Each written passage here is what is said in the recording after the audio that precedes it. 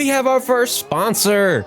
As WAHRHEIT looks absolutely stupendous, you can actually make WAHRHEIT, which can be converted to cash using the EOS blockchain by playing games like Raid Shadow Legends. Honestly, guys, I'm a huge proponent of cryptocurrencies as a whole. I have worked on cryptocurrency projects, and I actually worked on a platform similar to WAHRHEIT, so I am absolutely captivated by the WAHRHEIT idea, and I'm excited to see what they bring to the marketplace. I really think that you should take the time to go out of your way to give it a try, see if it works for you, because this is the future of the industry. And they will actually pay you out in EOS, which is a multi-billion-dollar blockchain. So you know the money is legitimate and it's coming your way in a way that's easily accessible for everybody around the globe. If you're not interested in cryptocurrencies or blockchain, this is a great opportunity to do yourself a great favor and get accustomed to the future technology of this planet. If you want to talk about crypto, the blockchain, everything like that, and get to know a little bit about my expertise and my thoughts on WAHRHEIT, be sure to join our Discord, because I'm honestly a huge proponent of all of this. So guys, be sure to give them a lot of support.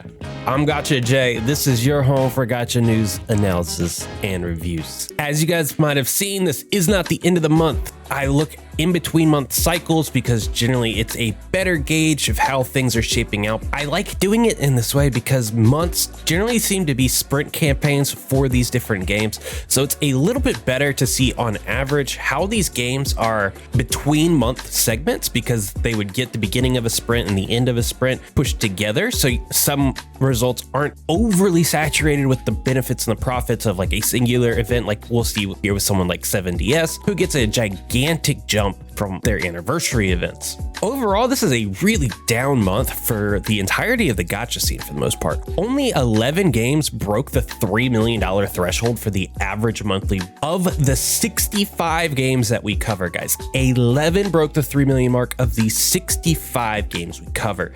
And of those 65 games, 15 actually made more money this month compared to last month. That's an absurd difference. And then there's games like Princess Connect Redive, which, I mean, last month was their first month in existence. So this month around, we see their average revenue drop by about 366%. That is insanity, guys. It seems after the beginning of the new year and all of the splash that went into capturing new audiences from these campaigns, they got their new budgets from their boards to tell them what their marketing was. It seems like a lot of these games are kind of shifting towards the dead zone. So we need to be on the lookout for that. Let's go ahead and start at the top end though. As always, Genshin Impact finishes at the top of this list. Their progress is absolutely astounding, bringing in close to $70 million last month. It is absolutely absurd because that $70 million is just iOS and Android, guys. That is not the the PlayStation market. That is not the Xbox market. That is not even the future Switch market we're talking about. This is purely the mobile marketplace. $70 million, and that's $10 million than they got last month. I really didn't think that Huta would top Ganyu, but it did. Now, what will actually surprise you about this is Epic 7 jumped from 10th on the list to 2nd, bringing in an additional $10 million. Man, February and the beginning of March was truly good for Epic 7. Now, following up the rest of the marketplace that actually sustained above $3 million last month, outside of Genshin Impact and Epic 7, we have Rise of Kingdoms, Raid Shadow Legends, Summoner's War, 7 Deadly Sins, Marvel Strike Force, Dragon Ball Z Dokkan Battle, AFK Arena, Fire Emblem Heroes, and Idol Heroes. And honestly, guys, none of these really seem to be in threat of dropping below that $3 million average mark. Idol Heroes being at 11 honestly isn't that bad because they're still at $4,250,000 for the last month. Those are absurd numbers for a game that I honestly consider to be bad according to my tier list. Now let's drop to the opposite end of the spectrum on the games that are probably on their way out of fashion here, guys. Of these 4 games that we're about to list, only one of them saw an increase. And honestly, guys, that's just a symptom of my formula that I use, I think, because Idola Phantasy Star Saga made about $5,000 more than last month. Woohoo! But in all honesty, that's about a 14% increase for them, so that's kind of great. In the games that look like they're on their way out, we have Kingdom Hearts UX Dark Road, Idola Phantasy Star Saga, Heroes World Counterattack, and MAGATSU WAHRHEIT.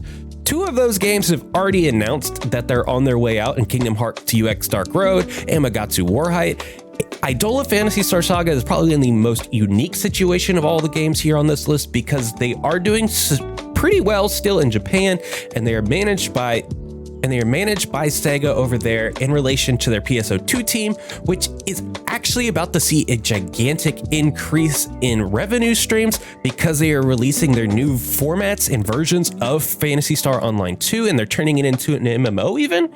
So that game might actually not be disappearing despite it having a terrible success record here in the global base.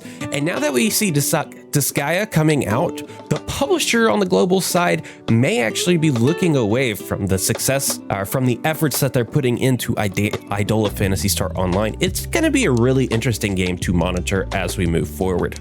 Now we're going to move on to the games that could be at risk, but likely aren't. This really comes down to how their business management has decided to structure their team and how much salary they're pushing out, how much their marketing looks like.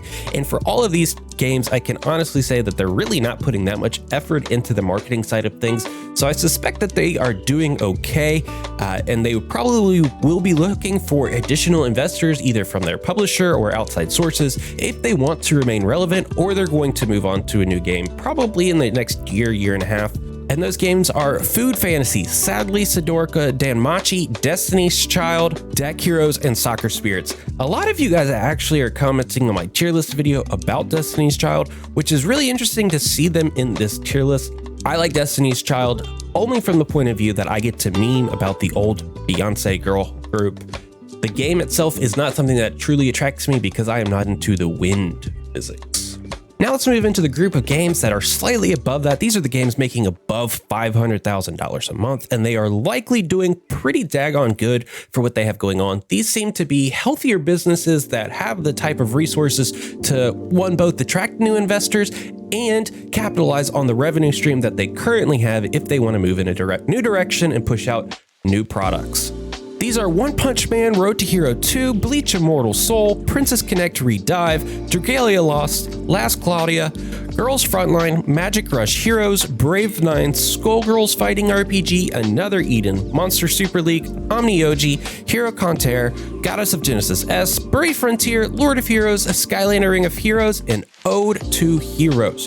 Of this group, guys, there is only a singular game on this entire list that went positive last month, and that is Brave 9 breaking above average last month on $25,000. Considering that they brought in roughly $235,000, that 25% difference makes up about 10%. And as we mentioned earlier in this video, Princess Connect Redive actually dropped substantially, going from about $1.8 million last month to around $400,000 this month.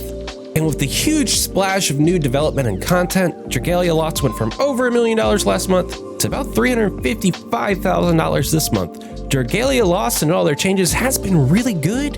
It just doesn't seem to be capturing the gacha market in the way that Nintendo planned it to.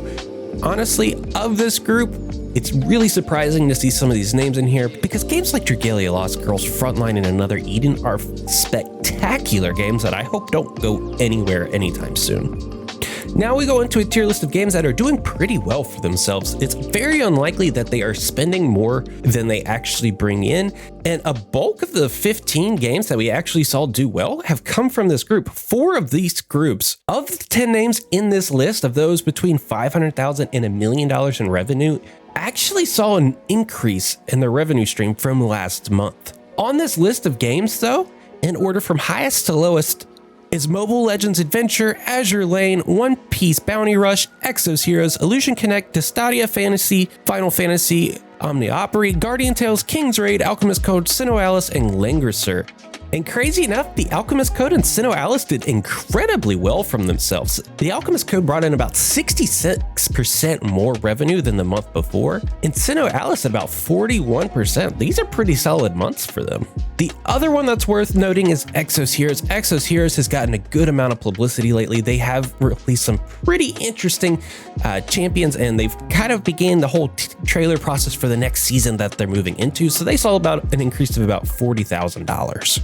Next, we have a group which will probably be the group that you do not see going anywhere outside the top end. These are the incredibly healthy games or games with a spectacular month on their hands that honestly should be classified closer to the staples of the industry in terms of what a good game in the industry should come about expecting. And of those, we see about 6 that have made additional money. These are the people that made anywhere from 1 million to 3 million. And unlike last month, some people actually broke into that $2 million range. Despite having those two games are Fate Grand Order and Honkai Impact Third.